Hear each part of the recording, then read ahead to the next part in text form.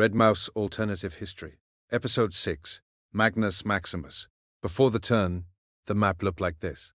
In our timeline, Magnus Maximus was a Roman general in Britain who was proclaimed emperor by his troops in 383.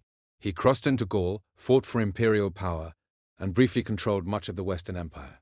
But the move weakened Britain.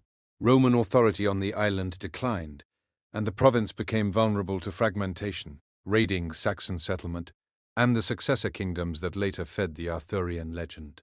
The hinge is simple. What if Magnus Maximus does not strip Britain to chase Rome? In our timeline, Britain becomes a post-Roman battleground.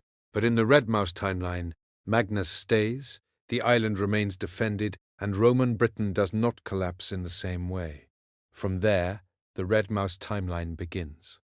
In the Red Mouse timeline, Magnus Maximus makes the un-Roman choice. He does not strip Britain to chase the purple. He refuses the gamble for Gaul and keeps soldiers, administrators, and legitimacy on the island. In our timeline, his imperial bid drained Britain at the worst possible moment. But in the Red Mouse timeline, the island remains a defended western redoubt rather than an abandoned edge of empire. Fortress Britannia changes the first problem: survival. Roads still move troops, ports still feed garrisons, local elites still have a Roman authority to serve, bargain with, and fear.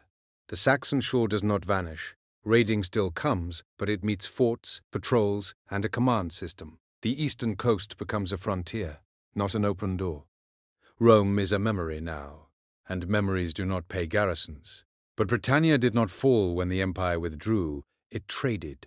In the ports of the south and west, British tin and lead still crossed the sea. Hides, grain, pottery, out.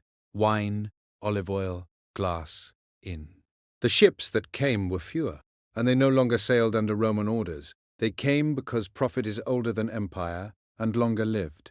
In the villas, the old ways held. Mosaics were swept. Baths were heated. Latin was still spoken at table, even as the tacksmen who once demanded it were gone. Yet, beneath the continuity, two worlds were beginning to strain against each other. In the towns, walls were repaired and gates were watched, the reflex of a people who remembered what invasion looked like. In the countryside, life bent back toward older rhythms: kin, cattle, and the local strongman who could keep both safe. And in the chapels, a quieter contest was underway. The Christ of Rome had planted deep roots in 3 centuries of empire. But in the hills of the west and the wild country of the north, the old gods had never entirely left. Grove and spring still received their offerings. The triquetra still marked the stones. A world without England was not a world in ruins. It was a world deciding what it would become, city or kin, cross or grove, with no emperor left to decide for it. By the 7th century, Britannia was no longer alone. She was surrounded.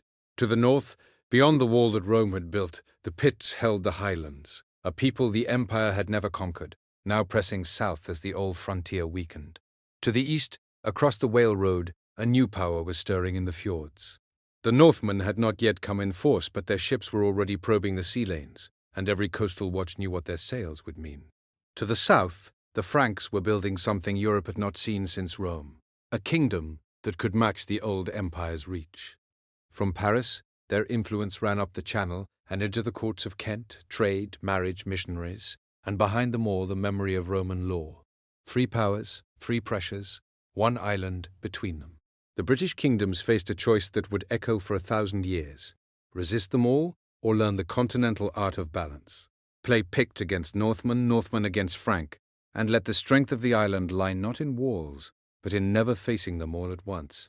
It was a lesson the British would one day teach the world. Here, in the 7th century, was where the schooling began.